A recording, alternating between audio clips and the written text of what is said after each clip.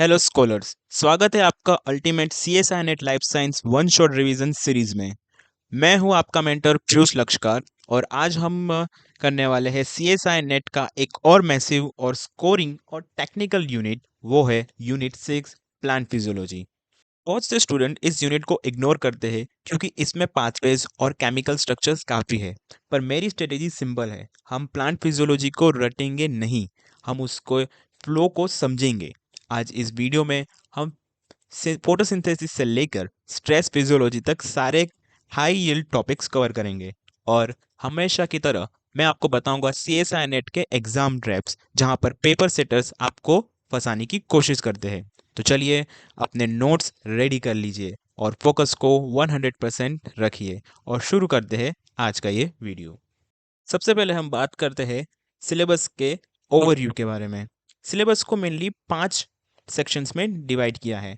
First section में हम देखेंगे मेटाबॉलिज्म के बारे में, सेकंड में nitrogen metabolism, third plant hormones, fourth sensory photobiology and fifth transport and stress. आते हैं सबसे पहले मेजर टॉपिक पर, यानी फोटोसिंथेसिस में लाइट हार्वेस्टिंग कैसे होती है। पिगमेंट्स का फंडा क्लियर रखो। क्लोरोफाइल ए हमारा प्राइमरी पिगमेंट है, जबकि क्लोरोफाइल बी और कैरोटिनॉइड्स एसेसरी पिगमेंट है। क्लोरोफाइल का स्ट्रक्चर बहुत ही स्पेसिफिक है। इसके पोरफायरिन रिंग्स का ठीक सेंटर में मैग्नीशियम आयन होता है और एक लंबी फाइटोल टेल इससे थाइलेकोइड मेम्ब्रेन्स में एंकर करके रखती है। अब बात करते हैं मशीनरीज की। LHC यानी लाइट्स हार्वेस्टिंग कॉम्प्लेक्स के कॉम्प्लेक्स एक एंटीना की तरह काम करती है, जो लाइट कैप्चर करके रिस्पॉन्स एनर्जी ट्रांसफर के थ्रू रिएक्शन सेंटर तक पहुंचाता है। दोनों फोटो सिस्टम का लोकेशन और फंक्शन केयरफुली नोट करना। सबसे पहले बात करते हैं फोटो सिस्टम 2 की। इसका रिएक्शन सेंटर P60 680 है। ये हमेशा ग्रेना के स्टैक्ड रीजन में मिलता है और इसका सबसे बड़ा काम है पानी को तोड़ना, यानी फोटोलाइसिस ऑफ वाटर, जिसके लिए इसके पास ऑक्सीजन इवॉल्विंग कॉम्प्लेक्स OEC होता है, जिसमें मैंगनीज क्लस्टर प्रेजेंट होते हैं। सेकेंड बात करते हैं फोटो सिस्टम 1 की। इसका रिएक्शन सेंटर P700 है। ये नॉन अप्रेज्ड स्टोमा लेमेली में होता है। इसका मेन काम NAD प्लस को रिड्यूस करके NADPH बनाना होता है। अब हम बात करते हैं द जेड स्कीम की, यानी लीनर इलेक्ट्रॉन फ्लो। इलेक्ट्रॉन का रास्ता एग्जैक्टली याद होना चाहिए। इलेक्ट्रॉन वाटर से निकलते हैं और पी PS2 के P60 680 पर आते हैं। वहाँ से फियोफाइटिन, फिर QA, फिर QB और फिर आते हैं प्लास्टोक्विनोन में। फिर वहाँ से साइटोक्रोम B6F और फाइटोसाइनिन और उसके बाद PS1 और फिर वहाँ से A0 होकर होते हुए A1, FES क्लस्टर एंड फेरोडॉक्सिन और फाइनली NADPH उन्हें एक्सेप्ट करके NADPH बनाता है। इसमें साइटोक्रोम B6F का रोल बहुत क्रूशियल है। ये PS2 और PS1 के बीच का लिंक है और इलेक्ट्रॉन ट्रांसपोर्ट करते वक्त ये प्रोटॉन को स्टोमाक से थाइलेकोइड ल्यूमिन में पंप करता है। यही प्रोटॉन ग्रेडियंट आगे चलकर ATP सिंथेस को ड्राइव करता है। लेकिन अगर प्लांट को सिर्फ ATP चाहिए तो NADPH नहीं, तो वो साइक्लिक इलेक्ट्रॉन फ्लो चलाता है। इसमें सिर्फ PS1 इन्वॉल्व होता है। फेरेडॉक्सिन इलेक्ट्रॉन्स NADPH प्लस को देने की जगह वापस प्लास्टोक्विनोन पूल में डाल देता है। रिजल्ट क्या होता है? सिर्फ ATP बनता है, कोई NADPH नहीं और कोई भी O2 इन्वॉल्व नहीं होती।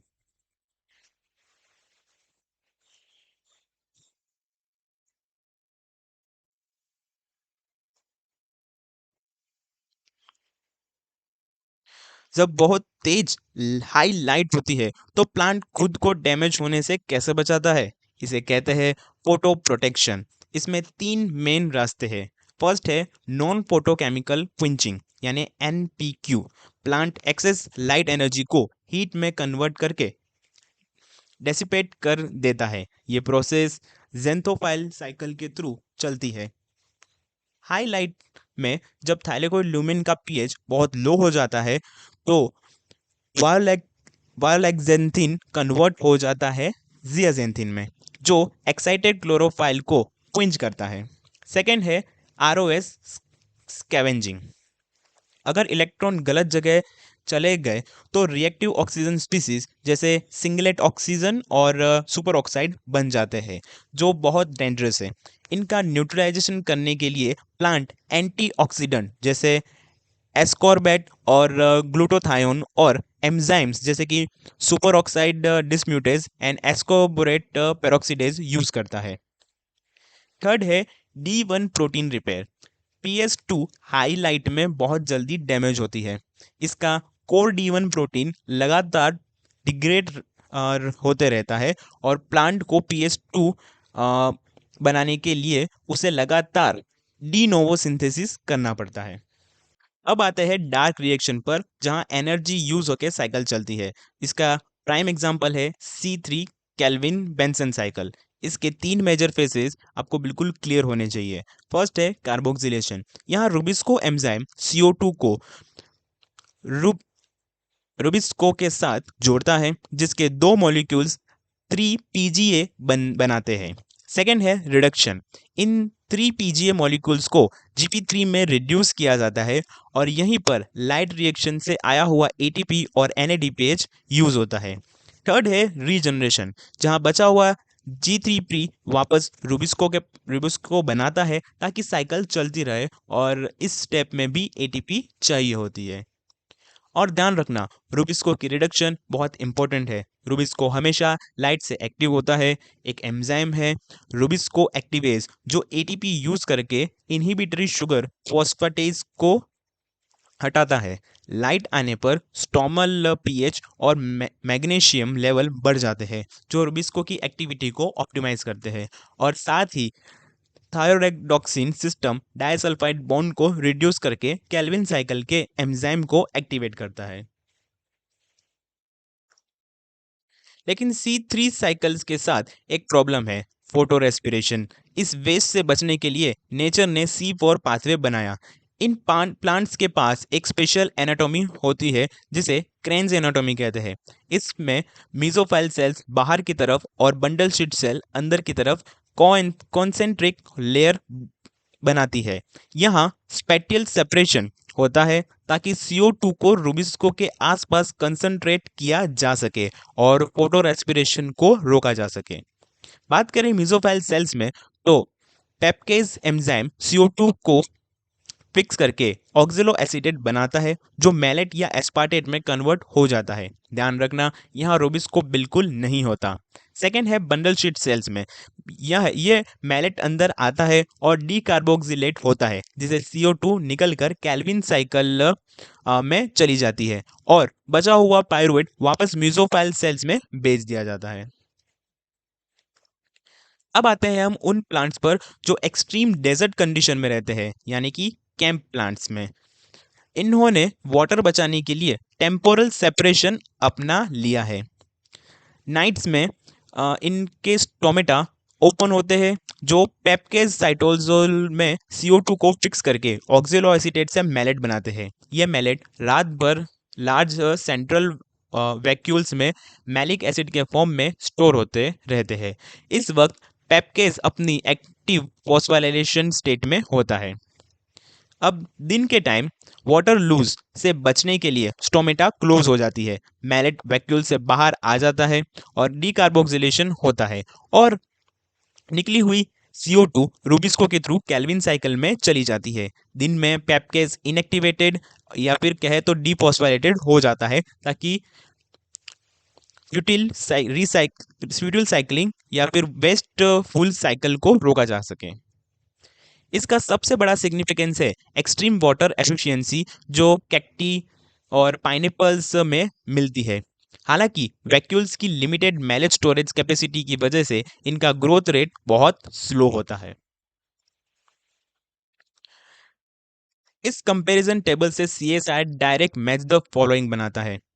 चलिए सबसे पहले इसे डिकोड करते हैं। बात करते हैं प्राइमरी CO2 एक्सेप्टर्स की, तो C3 में रुबिस्को होता है, जबकि C4 में केम सी कोर और केम दोनों में पीईपी होता है। सेकेंड है primary CO2 fixing enzyme. C3 में पहला एंजाइम रुबिस्को है, पर C4 और केम में पहला एंजाइम पेप कार्बोक्सिलेज है। नेक्स्ट है फर्स्ट स्टेबल प्रोडक्ट। C3 में पहला स्टेबल प्रोडक्ट है 3PGA, जबकि C4 और केम में ऑक्सिलो एसीटेट। नेक्स्ट है सेपरेशन ऑफ पाथवे में, तो C3 में ऐसी कोई सेपरेशन नहीं है। C4 में स्पेटियल यानी कि मीजोफाइल वर्सेस बंडल शीट्स में सेपरेशन है, और केम में टेम्पोरल यानी नाइट वर्सेस डे का सेपरेशन है।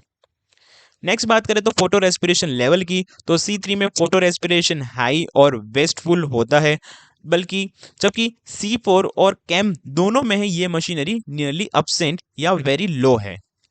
एग्जाम्पल की बात करें तो C3 प्लांट्स में वीट, राइस और ट्रीज आते हैं, जबकि C4 में मेज, शुगर केन और शोरगम आते हैं, और केम में आते हैं कैक्टस, ऑर्चिड और पाइनएप्पल्स। अब आते हैं इस सेशन का सबसे explosive segment CSI net exam trap के बारे में। पेपर सेटर कहां आपको फंसाएगा वो देखते हैं। ट्रैप 1 की बात करें तो CSIR इनके टारगेट्स पूछता है, किसके? इलेक्ट्रॉन इनहिबिटर्स के। DCMU हर्बिसाइड PS2 में QA और QB तक के इलेक्ट्रॉन फ्लो को प्रॉपर्ली ब्लॉक कर देता है। वहीं पैराक्वेट PS1 से इलेक्ट्रॉन एक्सेप्ट कर लेता है, जिससे लीथल रिएक्टिव ऑक्सीजन स्पीसीज बनते हैं और प्लांट डेड हो जाता है। ट्रैप 2 है ATP और NADPH रेशियो की। C3 और C4 की कॉस्ट अलग होती है।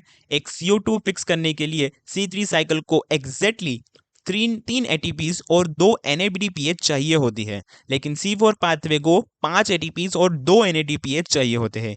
ये 2 ATP एक्स्ट्रा कहाँ गए? ये एक्स्ट्रा 2 ATP म्यूजोफाइल सेल्स में पायरुवेट फॉस्फेट डीकाइनेज एंजाइम्स के थ्रू पैप को रीजनरेट करने में खर्च होते हैं। ट्रैप 3 की बात करें तो पेपकेज रेगुलेशन के ऊपर क्वेश्चन आ सकता है। ये उनका एब्सोल्यूट फेवरेट ट्रैप है। एग्जामिनर इसको हमेशा घुमाता है। याद रखना, C4 प्लांट्स में पेपकेज डे में एक्टिव होता है, लेकिन कैम प्लांट्स में यही पेपकेज नाइट में एक्टिव होता है। इन दोनों पाथवेज के डायूरोनल रेगुलेशन बिल्कुल अपोजिट है। अब आते हैं सेक्शन बी पर, यानी रेस्पिरेशन एंड फोटो रेस्पिरेशन पर। सबसे पहले देखते हैं सिट्रिक एसिड साइकिल या TCA साइकिल को। यह प्रोसेस माइटोकॉन्ड्रियल मैट्रिक्स के अंदर चलती है और ग्लाइकोलिसिस को इलेक्ट्रॉन ट्रांसपोर्ट चेन से कनेक्ट करती है। इसमें 3 स्ट्रिक्टली इरिवर्सिबल और रेगुलेटेड स्टेप्स होते हैं, जिन्हें आपको याद रखना है। पहला है सीट्रेट सिंथेज, और दूसरा है आइसोसिट्रेट डिहाइड्रोजिनेज, और तीसरा है अल्फा कीटोग्लूटरेट डिहाइड्रोजिनेज। लेकिन हम प्लांट फिजियोलॉजी पढ़ रहे हैं, तो प्लांट स्पेसिफिक डिफरेंसेस क्या है? प्लांट के माइटोकॉन्ड्रिया में कुछ यूनिक बाईपासेस होते हैं, जैसे कि मैट्रिक्स में एक मैलिक एंजाइम बैठा है जो मैलेट को सीधा पायरुवेट में कन्वर्ट कर सकता है। इसके अलावा प्लांट TCA साइकिल सिर्फ एनर्जी नहीं बनाती, बल्कि नाइट्रोजन एसिमिलेशन के लिए क्रूशियल कार्बन स्केलेटन भी प्रोवाइड करती है, जैसे अल्फा कीटोग्लूटरेट से ग्लूटामेट का बनना। नेक्स्ट तो हम बात करेंगे प्लांट माइक्रोकॉन्ड्रियल ETC और सबसे स्पेशल अल्टरनेट ऑक्सीडेज की। स्टैंडर्ड ETC में आपको पता है कि कॉम्प्लेक्स 1, 2, 3, 4 होते हैं। ये कॉम्प्लेक्सेस प्रोटॉन पंप करके प्रोटॉन मोटिव फोर्स बनाते हैं और आखिर में O2 फाइनल इलेक्ट्रॉन एक्सेप्ट करता है। पर प्लांट के पास एक सुपर पावर है, वो है AOX यानी अल्टरनेट ऑक्सीडेज। ये एंजाइम सिर्फ प्लांट में मिलता है। ये सीधा यूबिक्विनोन से इलेक्ट्रॉन ले लेता है और O2 को H2O में रिड्यूस कर देता है। इसका मतलब यह है कि कॉम्प्लेक्स 3 और कॉम्प्लेक्स 4 को कंप्लीटली बाईपास कर जाता है, जिससे कोई प्रोटॉन पंपिंग नहीं होती। तो फिर एनर्जी कहाँ गई? ये एनर्जी हीट के फॉर्म में रिलीज होती है। इसे थर्मोजेनेसिस कहते हैं, जो ऑरम लिनीज जैसे प्लांट्स अपने पॉलिनेटर्स को अट्रैक्ट करने के लिए यूज करते हैं। और इनहिबिटर्स, ध्यान रखना, कॉम्प्लेक्स 4 को साइनाइड रोकता है, पर AOX साइनाइड रेजिस्टेंस है। तो AOX को रोकने के लिए हमें SHAM यूज करना पड़ता है।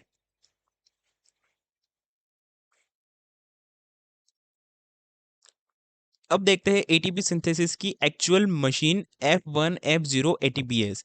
इसको समझने के लिए पीटर मिचेल की केमी ऑस्मोटिक थ्योरी सबसे इंपॉर्टेंट है। इन्होंने बताया था कि प्रोटॉन मोटिव फोर्स दो चीजों से मिलकर बनता है, इलेक्ट्रिक ग्रेडियंट और पीएच ग्रेडियंट। इस एंजाइम को के दो मेन पार्ट्स है, एक ट्रांसमेम्ब्रेन F0 प्रोटीन जिसका सी रिंग रोटेट करता है जो प्रोटोनियस उसमें से गुजरते हैं, और एक है पेरिफेरल F1 कैटालिटिक हेड जो एक अल्फा 3 बीटा 3 हेक्सामर है। एटीपी बनता कैसे है? तो इसके लिए पॉल बॉयर ने बाइंडिंग चेंज मैकेनिज्म दिया था। F1 की बीटा सब यूनिट तीन स्टेट्स में साइकिल करती है। फर्स्ट ओपन जहां वो एम्प्टी होती है, देन लूज जहां वो एडीपी और पीआई को बाइंड करती है, और थर्ड टी यानी टाइट जहां वो एटीपी सिंथेस करती है। ये सब कुछ बीच की गेमा स्टैक की रोटेशन से ड्राइव होता है। और अगर हम डीएनपी यानी डाइनाइट्रोफिनोल जैसे अनकपलर्स डाल दे तो क्या होगा? डीएनपी प्रोटॉन ग्रेडियंट को डिसिपेट यानी खत्म कर देगा। इसे ईटीसी तो बहुत फास्ट चलेगी और O2 भी कंज्यूम होगी, पर कोई भी एटीपी सिंथेस नहीं होगी। सारी एनर्जी हीट बनकर वेस्ट हो जाएगी।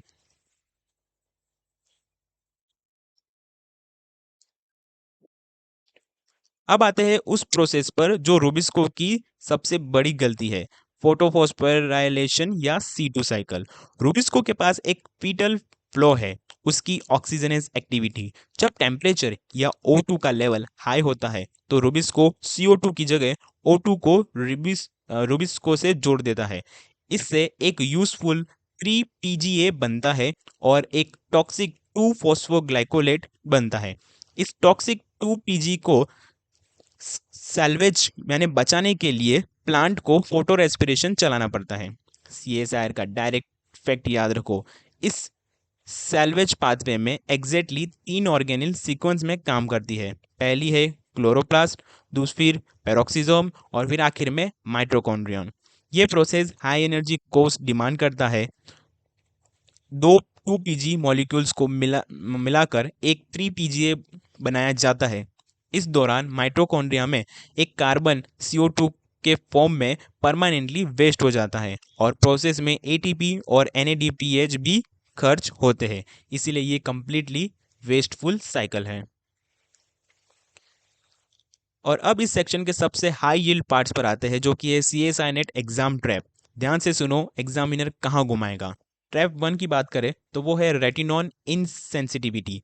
एग्जामिनर पूछेगा कि रेटिनॉन डालने के बाद भी प्लांट क्यों रेस्पायर कर रहा है। याद रखना, प्लांट्स के पास इनर माइटोकॉन्ड्रियल मेम्ब्रेन पर अल्टरनेटिव NADPH डिहाइड्रोजिनेज होते हैं जो कॉम्प्लेक्स 1 को कंप्लीटली बाईपास कर जाते हैं। इसीलिए वो रेटिनॉन की प्रेजेंस में भी रेस्पायर कर सकते हैं।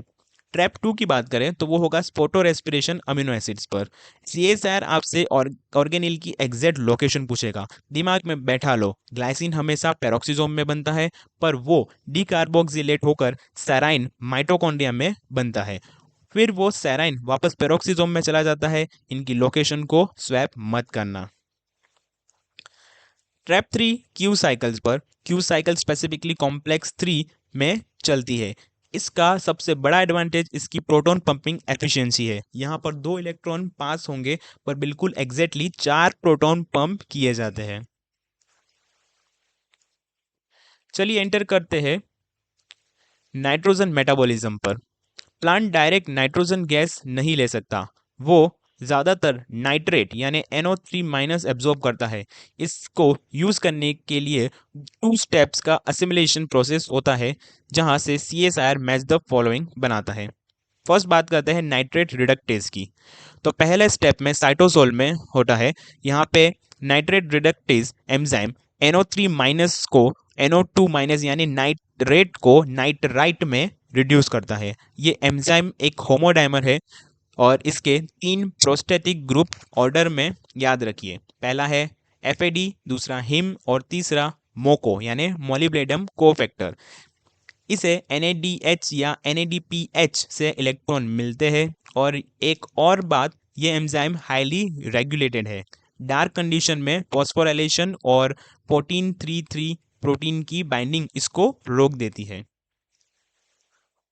सेकेंड है नाइट्राइट रिडक्टेज यानी NIR। दूसरा स्टेप प्लास्टिड या क्लोरोप्लास्ट में होता है। टॉक्सिक NO2 माइनस को जल्दी से अमोनियम आयन यानी NH4+ में बदल दिया जाता है। इस एंजाइम को इलेक्ट्रॉन रिड्यूस पेरोक्सोडॉक्सिन से मिलते हैं। इसके को-फैक्टर्स है सीरोहीम और एपीएस क्लस्टर।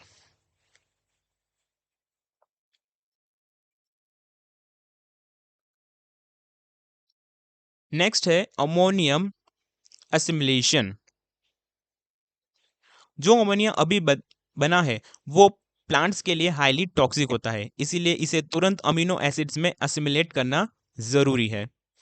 प्लांट का प्राइमरी रास्ता है GS गोगाट पाथवे, जो प्लाज्मिड चलाता है।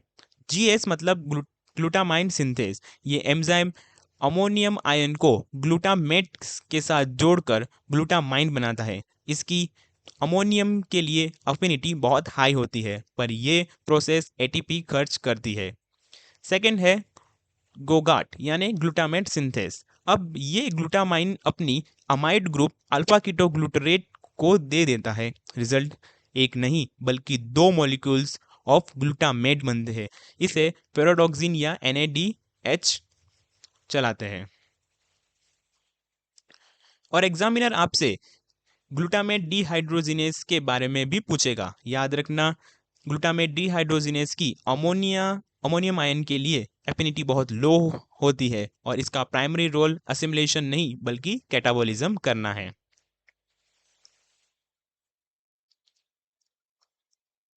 अब देखते हैं बायोलॉजिकल नाइट्रोजन फिक्सेशन। ये सुपर पावर सिर्फ और सिर्फ प्रोकैरियोट्स जैसे कि राइजोबियम, एजोटोबैक्टर और साइनोबैक्टीरिया के पास है। इसका मेन एंजाइम है नाइट्रोजिनेस कॉम्प्लेक्स, जो 2 पार्ट से बनता है, एफी प्रोटीन और MOFE प्रोटीन। पर इस एंजाइम की सबसे बड़ी वीकनेस है कि ये ऑक्सीजन से स्ट्रिक्टली डैमेज हो जाता है, इसीलिए ये एक्सट्रीमली O2 सेंसिटिव है। लेग्यूम लेग्यूम राइबोजियम सिम्बायोसिस शुरू कैसे होता है वो देखते हैं। प्लांट रूट्स फ्लेवोनॉइड सिक्रेट करती है जो बैक्टीरिया को अट्रैक्ट करते हैं। फिर बैक्टीरिया पलटकर नोड फैक्टर्स निकालते हैं, जिसके रिस्पॉन्स में प्लांट की रूट हेयर कर्ल हो जाती है और इन्फेक्शन थ्रेड बनता है। अब उस ऑक्सीजन सेंसिटिविटी का क्या सॉल्यूशन है? तो लेग्मोग्लोबिनिन। ये एक पिंक पिगमेंट है जिसमें ग्लोबिन प्लांट बनाता है और हिम बैक्टीरिया बनाता है। ये नोड्यूल के अंदर एक O2 बफर का काम करता है। रेस्पिरेशन के लिए थोड़ी O2 देना है, पर फ्री O2 का लेवल इतना लो रखना है कि नाइट्रोजिनेस सेफली काम कर सके। अब बात करते हैं हमारी CSI नेट एग्जाम ट्रैप पर। नाइट्रोजन मेटाबॉलिज्म में एग्जामिनर इन 3 कॉन्सेप्ट पर हमेशा खेलता है। बात करें पहले ट्रैप की तो वो है energy cost of nitrogenous. CSIR आपको ऑप्शन में अलग अलग ATP नंबर देगा। दिमाग में फीड कर लीजिए, सिर्फ एक N2 मॉलिक्यूल को फिक्स करने के लिए एग्जैक्टली 16 ATPs और 8 इलेक्ट्रॉन्स खर्च होते हैं। और इक्वेशन में याद रखना, 2 अमोनिया के मॉलिक्यूल्स के साथ एक हाइड्रोजन का मॉलिक्यूल भी इनविटेबली बनता है। ये बहुत एक्सपेंसिव प्रोसेस है। सेकेंड ट्रैप है अमीनो एसिड ट्रांसअमीनेशन। GS गोगाट से अपने ग्लूटामेट तो बना लिया, अब आप बाकी के अमीनो एसिड कैसे बनेंगे? उस ग्लूटामेट को अमीनो ग्रुप बाकी कीटो एसिड्स को ट्रांसफर किया जाता है अमीनो ट्रांसफरेजेस के थ्रू। फिर ट्रैप ये है कि एंजाइम का काम करने के लिए एक को एंजाइम चाहिए जो है विटामिन B6। बिना विटामिन B6 के ट्रांसअमीनेशन नहीं हो सकती। ट्रैप 3 है नाइट्रेट रिडक्टेज रेगुलेशन। प्लांट रात के वक्त नाइट्रेट को रिड्यूस क्यों नहीं करता? क्योंकि अगर डार्क में नाइट्राइट बन गया तो क्लोरोप्लास्ट उसको आगे प्रोसेस नहीं कर पाएगा और टॉक्सिक नाइट्रेट जमा हो जाएगा। इसीलिए डार्क आते ही नाइट्रोजन रिडक्टेज एंजाइम फॉस्फोराइलेटेड हो जाते हैं और 1433 प्रोटीन उसे बाइंड कर जाता है और इस तरह नाइट्रेट रिडक्टेज इनएक्टिवेट हो जाता है। तो गाइस इसी के साथ हमने कवर कर लिया है हमारे इस यूनिट का पहला सेक्शन। आई होप जो भी हमने कॉन्सेप्ट डिस्कस किए वो आपको क्रिस्टल क्लियर हो गए होंगे। अगले पार्ट में, पार्ट 2 में हम डाइव करेंगे इस यूनिट के सबसे ट्रिकी और हाई वेटेज टॉपिक में, जहां से CSI नेट में सीधे क्वेश्चंस उठ के आते हैं। और ट्रस्ट मी, जो ट्रिक्स मैं शेयर करने वाला हूं उसे आपके कॉम्प्लिकेटेड लगने वाले प्रॉब्लम भी मिनट्स में सॉल्व हो जाएंगे। तो अगर आप चाहते हो कि आपका ये यूनिट कंप्लीट कॉन्फिडेंस के साथ फिनिश हो तो पार्ट 2 मिस मत करना। चैनल को सब्सक्राइब करके रखो और बेल आइकन ज़रूर दबा देना ताकि पार्ट 2 आते ही नोटिफिकेशन मिल जाए। मिलते हैं अगले वीडियो में, तब तक के लिए keep revising and keep focusing. Thank you.